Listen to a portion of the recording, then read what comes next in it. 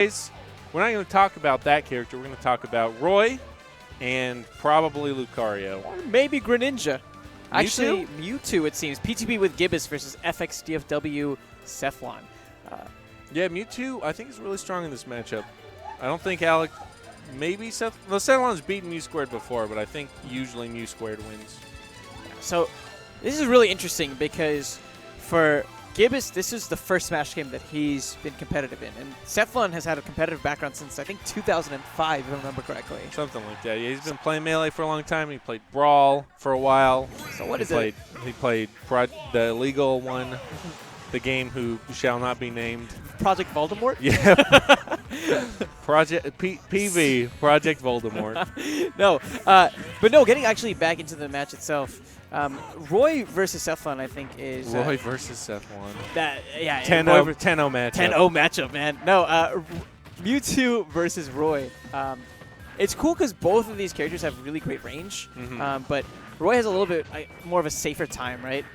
Overall with his range. While Mewtwo generally has I'd say like the longer range, like when you think about like the down tilt, still range is a bit longer. Sethlon has a little bit more safety, I think, because most of the attack itself is coming from the disjoint, whereas there's still like a pretty decent hurt box on Mewtwo himself. Yeah, it's just I don't know. Mewtwo once he gets a hit, he can get huge damage on Roy. Plus, it's kind of difficult for Roy to approach. Just Mewtwo standing in place. Oh, that would have been the stock. Yeah. Oh, and Mewtwo's edge guards on Roy are no joke. Nice grab. You get sort of a reset situation when you land with Mewtwo's Nair. So like you can grab, or sometimes they'll be able to roll first, but if you read the roll, then you can just chase them. All right, so pretty close to even game. A lot of Roy's stuff will start killing right now. Sethlon might be looking for a jab to up B. But then Mewtwo is going to try to throw him off stage and just set up like a zone, I guess you could say. It's getting closer to that percentage where I think jab up tilt up smash. I think that's the oh yeah. usually go I don't for. know if that'll work with all this rage. This is true. But okay, so big damage off the throw. Up throw is going to kill really soon. Might even kill now. So. Ooh. Sethlon, he's going to be trying really hard to not get grabbed. Ooh, nice. Called the jump. Just opened up a rift in the space-time continuum right above his head. Yeah, and almost... Oh, God, that forward tilt. Great answer back there from Sethlon. But it kind of goes to show you, whenever Mewtwo is really charging up that Shadow Ball, Sethlon doesn't really have very many options except to really approach there. He doesn't have any projectiles of his own to contest that option. Yeah, so when Mewtwo's just standing in place, he can sort of react to Sethlon's approaches with down tilt, and then if Sethlon's not approaching, he'll just charge a Shadow Ball. Because, yeah, like you said, with no projectiles, it's kind of hard for Roy to get around that. And a great little jab there, I think, from Sethlon to go and interrupt the attempted up tilt follow-up from Gibus. Sethlon's been doing a lot of really great options to make it so that Gibus isn't been able to find as strong of punches as we saw in Stock 1. Yeah. Oh my God! That's what happens when you're the second lightest character in this game. No, that's what happens when you've got that long tail. Ooh. So I think, like, normally the roll would go past Roy there, but Mewtwo's tail just sticks out so far that was really covering, like, all of his options. It's like the tail was like a fuse. Yeah. He lit it, and it was like an Acme-esque sort of dynamite setup. Somewhere, Wile E. Coyote is silently cheering. Yeah, that tail having a hurt box is one of Mewtwo's bigger weaknesses, in addition to being super light. So this is actually Gibus' favorite stage. But dude, Swan Lake, let's go. It's my favorite song. Best song in this game. It's pretty good, man. I don't know about best, though. No, dude, what's better? Did Mewtwo just wall jump?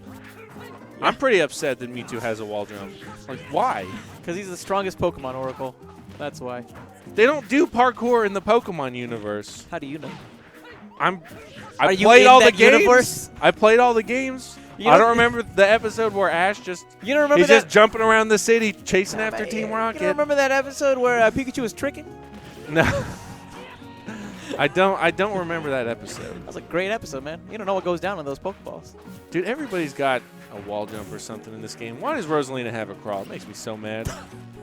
Why does Pac-Man have a crawl? He just crouches down and walks on his knees. It's dumb. Sometimes you got to get that crawl, bro. Whatever. Ooh, that was yeah. sick. That wall jump into back air to get back on the stage. It's really smart, especially given how close Sethlon has been towards the ledge. It's just a great option, but we're going to be seeing a little bit of adaptation from Sethlon here, putting himself a little bit further back to avoid that option. Great patience. It's going to be rewarded nearly with a stock, though. That back air is coming out so fast. No nice up B. Oh, great up B. Yeah, you can get out of the Mewtwo side B follow-up sometimes. But I don't really know what determines it. But sometimes you can jump out of the forward air, and sometimes you can. Usually, I don't think you can air dodge, but it's a good jump from Sethlon. Sethlon just cleaning the floor with those down tilts. There's a chance Sethlon maybe was DIing down and away, and that's why whenever Gibus, so it was good DI plus a quick jump. Yeah. Do watch out for the duck or the dog. Oh, there he is. This is dojo. Yeah. The dog does not interfere with the dojo. Ooh. Oh, dash attack? Is that going to kill? Not quite. Sethlon has a lot of rage. That's true. But with that comes a lot of percent. Grab here is going to go ahead and do it. That's an easy up throw kill for Gibus. So if he was Lucario, you know, this would not be too shabby of a spot. Yeah. But being a character like Mewtwo, again, how light he is really comes into play. Ooh, look out. That's so tough. You know, and Sethlon was ready that time for that bear. You saw him put up the shield and get the nair afterwards as punishment. Yeah, there's a really good teleport on stage from Gibus to he saw Sethlon was charging the neutral B, so he just, you know, got out of there. Down tilt, good damage, but couldn't dash attack through that neutral air because it's a sword. Gibus is playing so slippery there, but he's still getting clipped by these down tilts. He's forced off stage here, and he needs to use that recovery. I'm not sure if that was intentional from Sethlon or not, but not really enough time to punish either way. Gibus did not want to call that roll. All right, Sethlon just putting some percent on there. He needs to get him a little bit higher. Up B, that's going to be it. Sethlon with a solid 2-0 over Gibus.